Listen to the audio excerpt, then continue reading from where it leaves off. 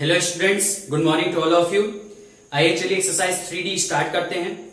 3D में question number first से question number second तक आपको स्क्वायर रूट ही निकालना है और इसमें साफ साफ कह दिया है by using the method of prime factorisation.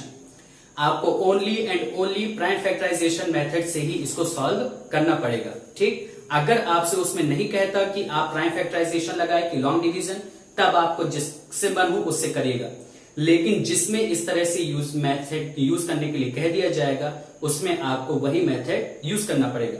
हालांकि ये क्वेश्चन मैं बता चुका हूं इस तरह के, लेकिन एक क्वेश्चन फिर भी मैं बता देता हूं। क्वेश्चन नंबर 12 तक में 11 नंबर देख लीजिए, डायरेक्ट 11 नंबर 15876 15876 ये नंबर दी है। इसका पहले प्राइम फैक्टराइजेशन निकालते हैं। आइए, इवन नंबर है तो 2 से कटेगा, 2 7 14, 2 9 18, 2 3 6, 2 8 16, फिर 2 से कटेगा, 2 3 6, 2 9 18, फिर 2 6 12, 2 9 18, फिर ये 3 से कटेगा, डिविजिबिलिटी चेक करते जाएंगे, 3 1 3 3 3 9, 3 2 6 3 3 9, फिर उसके बाद ये 3 से कटेगा, 3 1 3 4 3 4 3 1 3, फिर 3 से कटेगा, 3 1 3 3 4 3 7 21, फिर ये 3 से नहीं कटेगा कि कट जाएगा, 3 से अभी कट रहा है, 3 4 3 9 27, फिर उसके बाद ये 7 से कटेगा, 7 7 फिर 7 से कटेगा, 7 1 कट गया।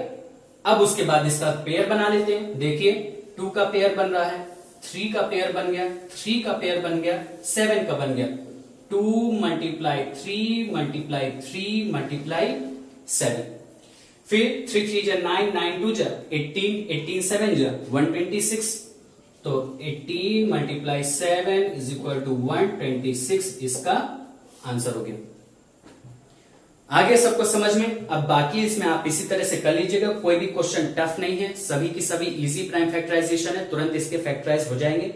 डिवाइड करते समय याद रखिएगा कि आप डिवाइड ढंग से करिएगा, डिवाइड अगर सही से नहीं करेंगे तो हो ही नहीं सकता कि इसका आंसर आ जाए। अब बाकी ना है जो क्वेश्चन उसको पूछ लीजिएगा। फिर क्वेश्चन नंबर 13 कह रहा है कि 252 को ऐसी कौन सी छोटी से छोटी नंबर से मल्टीप्लाई कर दिया जाए कि ये एक परफेक्ट स्क्वायर बन जाए।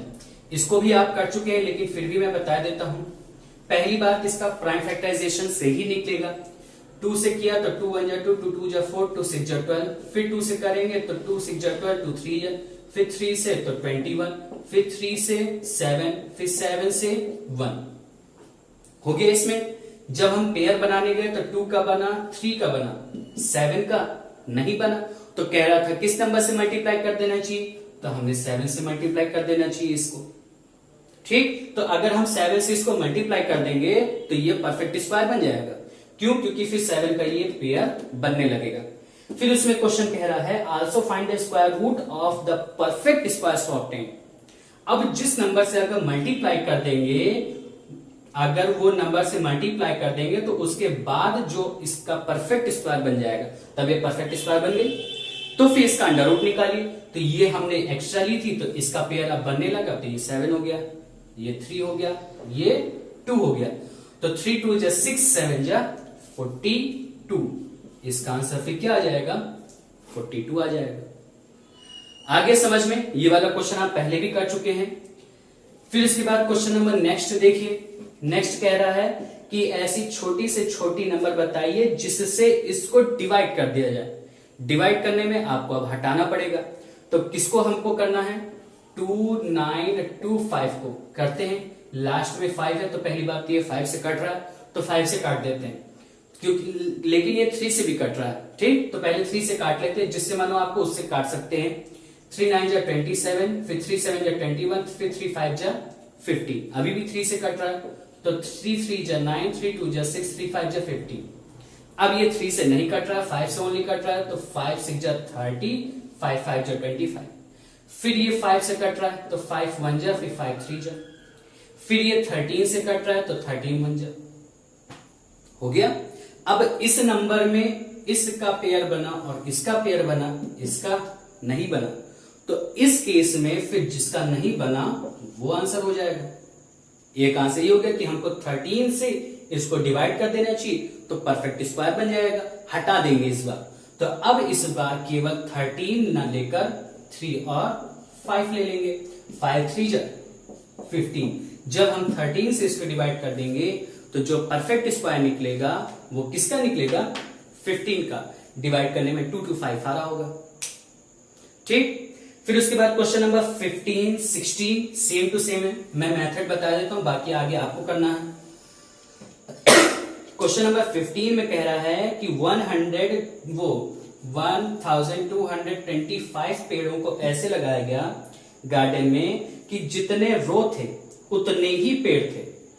समझिएगा, जितने रो थे, in each row contain as many plants as the number of rows. एक रो में उतने ही पेड़ लगे थे जितने की रो लगी थी। मतलब कि यहां पर मान लिया एक रो इधर ऐसे है और इसमें मान लिया हमने x पेड़ लगे, ठीक, ये 1 2 3 4 और इस तरह से x पेड़ लगे।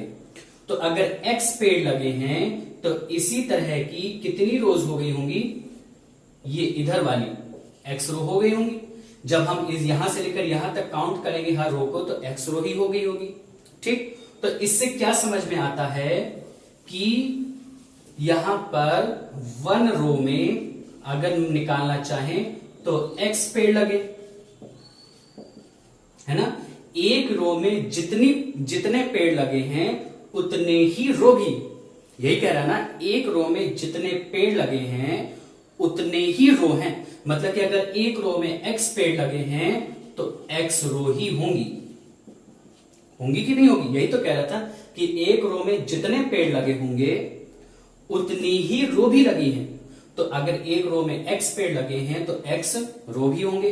तो अगर एक रो में x पेड़ है तो x रो में मल्टीप्लाई कर देंगे, एक का दिया ज्यादा का निकालना है तो x स्क्वायर प्लांट्स लगे हैं। और कहां पर, पूरे गार्डन में हमारे अकॉर्डिंग x स्क्वायर प्लांट लगे हैं। जबकि क्वेश्चन में दिया है कि 1225 पेड़ लगे कि नहीं लगे हैं। अब यहां पर फिर दोनों इस वजह से क्या हो जाएंगे, इक्वल हो जाएंगे और फिर x is equal to √1225 square है, उधर जाएगा रूट में चेंज हो जाएगा। अब इसका आप अंडर रूट जैसे निकालेंगे वही इसका क्या हो जाएगा, आंसर हो जाएगा। ठीक, आगे सबको समझ में, और बस आप निकाल लीजिएगा, उसके बाद आपका आंसर आ जाएगा। फिर उसके बाद क्वेश्चन नंबर 16 में देखिए, एक बच्चों की पिकनिक गई, उस पिकनिक में सभी बच्चे ने पैसे दिए, हर एक बच्चे ने उतने ही रुपए दिए जितने की बच्चे थे। ठीक, फिर वही चीज यहां पर आ जाएगा और बस थोड़ा सा चेंज हो जाएगा, यही चेंज होगा बस जो इसमें स्टेटमेंट लिखा हुआ है। एक स्टूडेंट ने मान लिया x रुपीस दिए, ठीक, तो स्टूडेंट कितने होंगे, x स्टूडेंट होंगे, क्योंकि अगर एक स्टूडेंट ने 10 रुपए दिए होंगे तो 10 बच्चे थे, अगर एक स्टूडेंट ने 20 रुपए दिए होंगे तो 20 बच्चे थे। ठीक, ये क्वेश्चन कह रहा है। फिर वही चीज, तो एक स्टूडेंट ने x रुपए तो x स्टूडेंट ने x स्क्वायर रुपए दिए। हमारे अकॉर्डिंग टोटल इतने रुपए दिए गए, जबकि बुक में दिया गया है कि टोटल कंट्रीब्यूशन जो हुआ वो 1156 का हुआ। तो मतलब x square is equal to 1156 और x इज इक्वल टू फिर √1156, ये इसका हो जाएगा। ठीक, अब इसके बाद इसका जब आप निकालेंगे स्क्वायर रूट तो जो आएगा अंडर रूट निकालेंगे वही इसका आंसर हो जाएगा। अब यहां पर आप चाहे जैसे निकाल सकते हैं, यहां पर चाहे आपको निकालना प्राइम फैक्टराइजेशन से, चाहे डिवीजन मेथड से, लॉन्ग डिवीजन मेथड से, जिससे निकालेंगे कोई इसमें कोई कुछ नहीं करेगा। फिर क्वेश्चन नंबर 17 में देखिए क्या कह रहा है, find the least square number which is exactly divisible by each number 6, 9, 15 and 20। कह रहा है कि ऐसी छोटी से छोटी स्क्वायर नंबर निकालिए जो कि इन सब नंबर से डिवाइड हो जाए। तो आइए इसको सॉल्व कर लेते हैं। ठीक, तो सबसे पहली बात कि जो क्वेश्चन नंबर 17 में कह रहा है, तो क्वेश्चन नंबर 17 में 6, 9, 15, 20 इन नंबर से कौन सी नंबर डिवाइड हो सकती है, इसका जो एलसीएम होगा वही तो डिवाइड होगी ना, क्योंकि जो इसका एलसीएम निकलेगा, एलसीएम हमेशा दी हुई नंबर से डिवाइड होती है। तो पहले इसका एलसीएम निकालते हैं। तो 2 से हमने इसका जब एलसीएम निकाला तो 3, 9, 15, 10, फिर 2 से 3, 9, 15, 5, फिर 3 से 1 3 5 5, फिर 3 से 1 1 5 5, फिर 5 से 1 1 1 1 हो गया।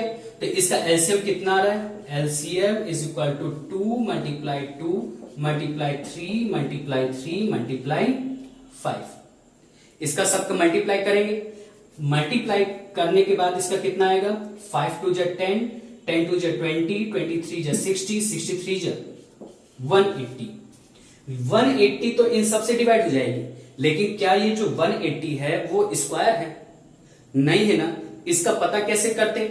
इसका प्राइम फैक्टराइजेशन निकालते। प्राइम फैक्टराइजेशन निकालेंगे तो आपका यही नंबर आ जाएगा। निकाल के देख लीजिए, चाहे निकाल लिया। अब निकालने के बाद जब यही नंबर आ गया तो इसको अगर हमको किस नंबर से मल्टीप्लाई कर दें कि ये जो हो परफेक्ट स्क्वायर बन जाए, तो यहां पर फिर इसका पेयर बना, इसका पेयर बना, इसका 5 का नहीं बना, तो मतलब इसको परफेक्ट स्क्वायर बनाने के लिए हमें इसमें 5 से मल्टीप्लाई करना पड़ेगा और फिर जो होगा वो आंसर तब आएगा। और फिर जो 900 होगी वो एक ऐसी छोटी से छोटी स्क्वायर नंबर होगी जो इन सब से डिवाइड हो जाएगी। इसके पहले तो कई सारी नंबर ऐसी आएंगी जो इससे डिवाइड हो जाएगी, लेकिन उनमें से कोई भी स्क्वायर नंबर नहीं होगी।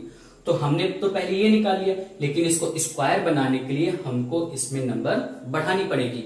घटा क्यों नहीं सकते? क्योंकि तब उस केस में 180 खुद छोटा हो जाता, और जैसे ही छोटा होता फिर वो इससे डिवाइड ही नहीं होता। आगे सबको समझ में? फिर उसके बाद क्वेश्चन नंबर 18 इसी तरह से है। आपको इसी तरह से पहले उसका एलसीएम निकाल लेना है। फैक्टर में जिसका पेयर ना बने उसको आप बढ़ा दीजिएगा, फिर मल्टीप्लाई कर दीजिएगा और आपका आंसर आ जाएगा। ठीक, तो बस आज के लिए इतना ही। आपको अपनी फेयर कॉपी में एक्सरसाइज 3D तक पूरी सॉल्व कर लेना है, और अगर ना है तो पूछ लीजिएगा।